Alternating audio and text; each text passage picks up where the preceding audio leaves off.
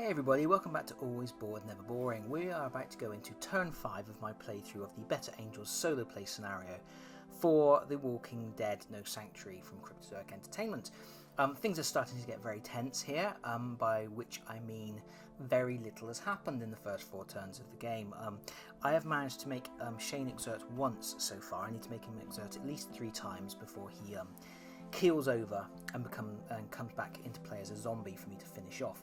And yeah, I'm just resetting all my tracks and everything here, and I wanted to mention this. This is something that I hadn't mentioned in any of my earlier episodes of this playthrough, but I am tracking threat with this lovely wooden disc.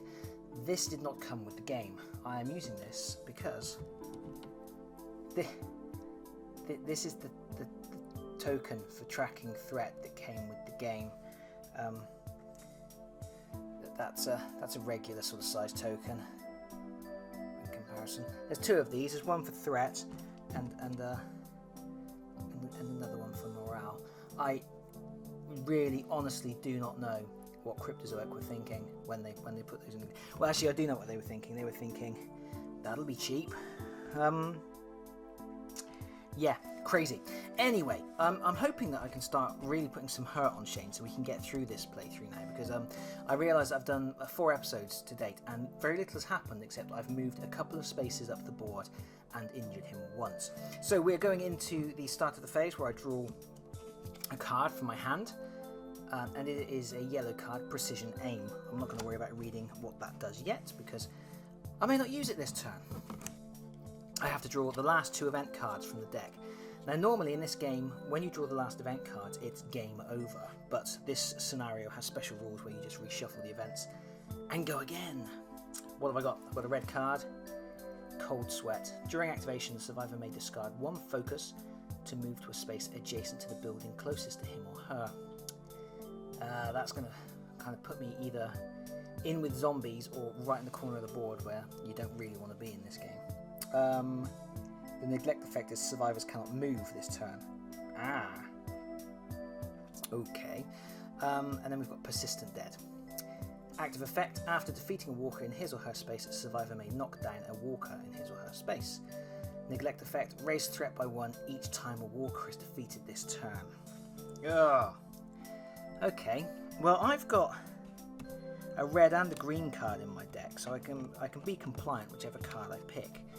The problem is, I was planning on picking red, and then using this gunslinger effect to defeat 1 walker within line of sight, and then try and get Shane to exert.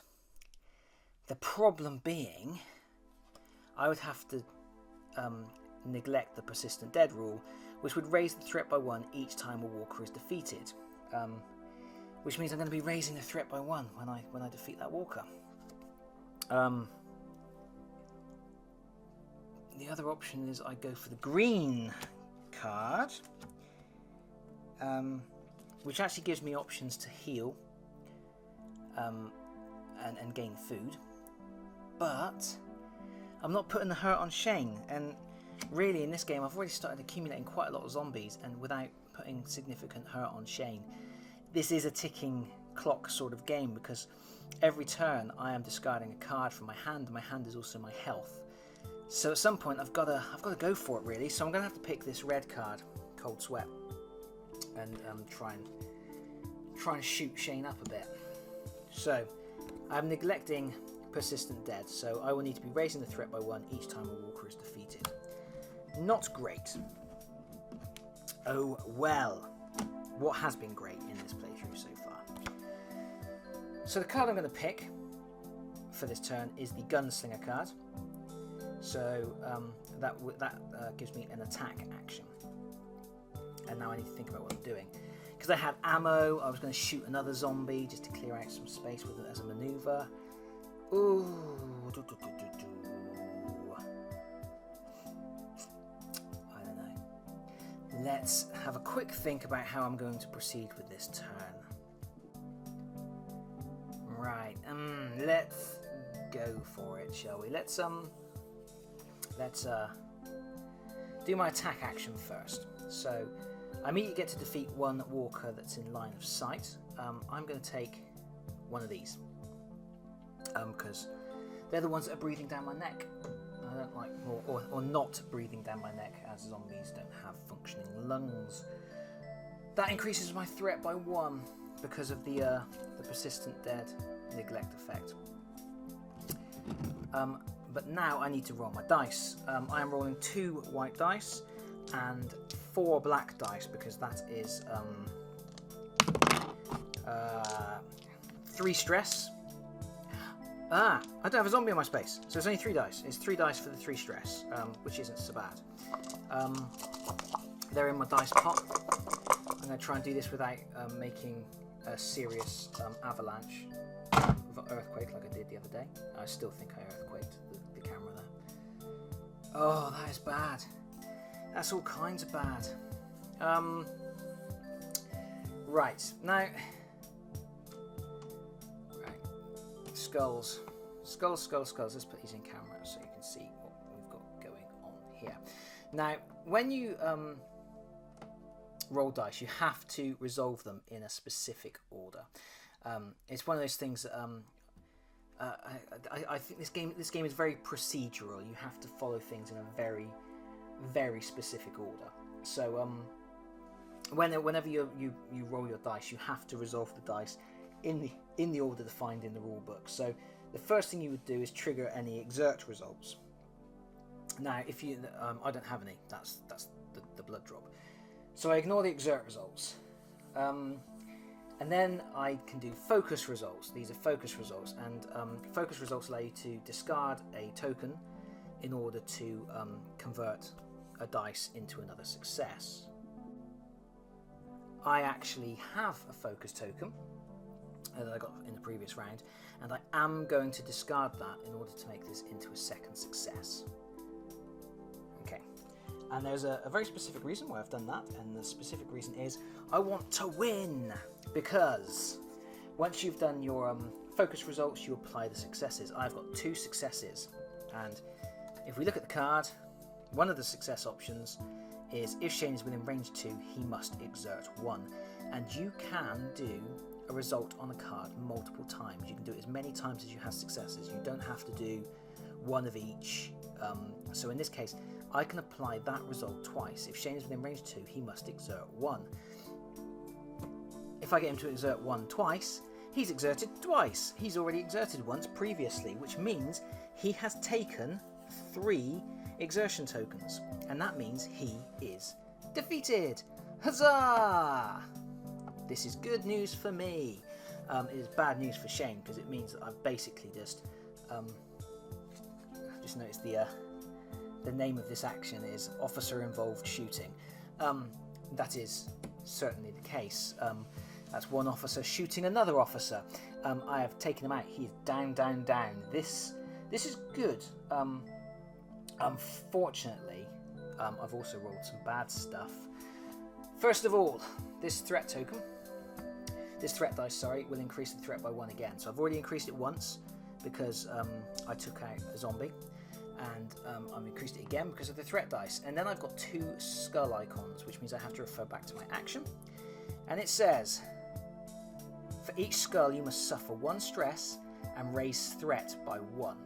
So that means I have to increase threat twice more. And also I have to take 2 stress.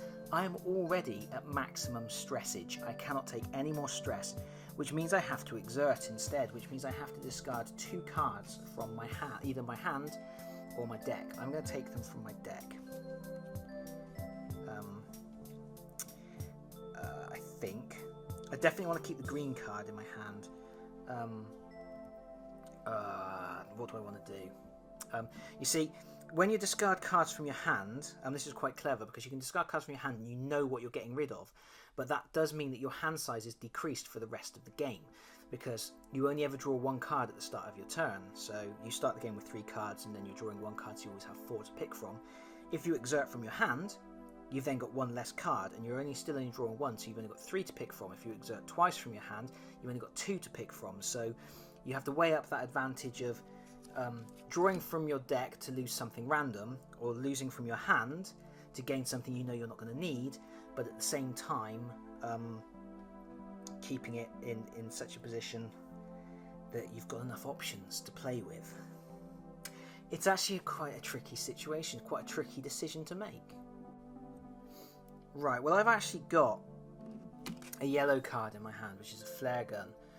Choose an adjacent space, move one walker adjacent to the chosen space into that space. Move one walker adjacent to a chosen space into that space. That I can't see myself using. So I'm gonna ditch that card, and then I'm gonna take one card from the top of the deck, which is Warning Shot. So that's gone as well. So I will be playing with 3 cards for the rest of the game. And how many cards have I got left in my deck? 1, 2, 3, 4. I have effectively 4 hit points in my deck, and then the 2 cards in my hand. So I am very badly beaten up. But what will happen now is Shane will come back as a zombie, and he will be moving like a normal zombie with some additional special rules later in the special event phase. So he's still kind of like an uber zombie, but he will be treated like a walker for the rest of the game. So I have ammunition. I have ammunition which allows me to defeat a walker within line of sight. So all I have to do is survive long enough for Shane to come back into the game, and then I will shoot him in the head, and that will be it. That will be a win for me. Hurrah! So anyway, that's the end of my event phase. I've done all my, well, not my event phase, my action phase. So that card gets discarded. All these dice go off the board. There's the special event section of the event phase where nothing happens because Shane is dead. Shane is down, down, down, dooby dooby dooby dooby dooby, down, down, down. And then there is the event step. We have to look at this. During activation, survivor may discard 1 focus to move to a space adjacent to a building. I didn't do that, so I would be taking another stress for that.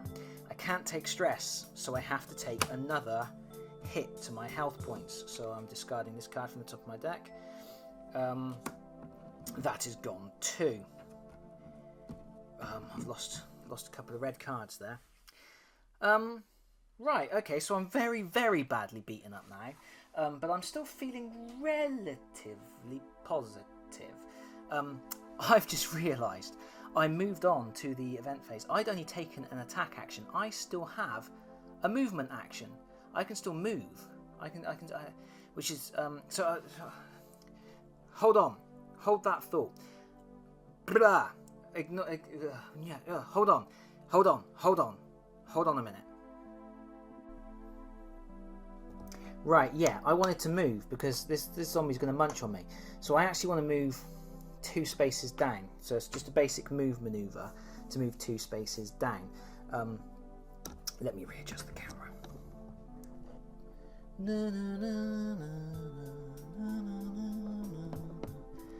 So one of my epic sweeping aerial shots. I know you love those. Yeah, so I've just retreated down here to get out of the way of the zombies. Then I would go into the special event phase where nothing happens because Shane is dead. Down, down, down, doobie, doobie, doobie, down, down, down, etc., etc. Then I would do the event step, which I've already done now, and I lost an additional hit point for doing that. Then we do the walker activation. Now, there are no zombies in spaces with humans. Shane is not classed as a human anymore. He's a dead body. He's a corpse. So we don't do any munching. There's no swarming because nobody is adjacent to me. So all of the zombies are just going to approach me, and they will be prioritizing up and down. So we're just going to quickly shuffle the zombies about. Shane stays where he is. And now we have to do the threat step. There's a whole heck of a heap of a lot of stress, threat to deal with. So I draw a map card, sorry, I'll get my words right in a minute. A map card for each threat point. So D2, that's going to put a zombie right here. Now, the next threat space is a red one, which means it will spawn a special zombie. And the special zombie will be down there at C8. Special zombies in this scenario, I picked gas mask zombies that cause additional stress if they walk into your space.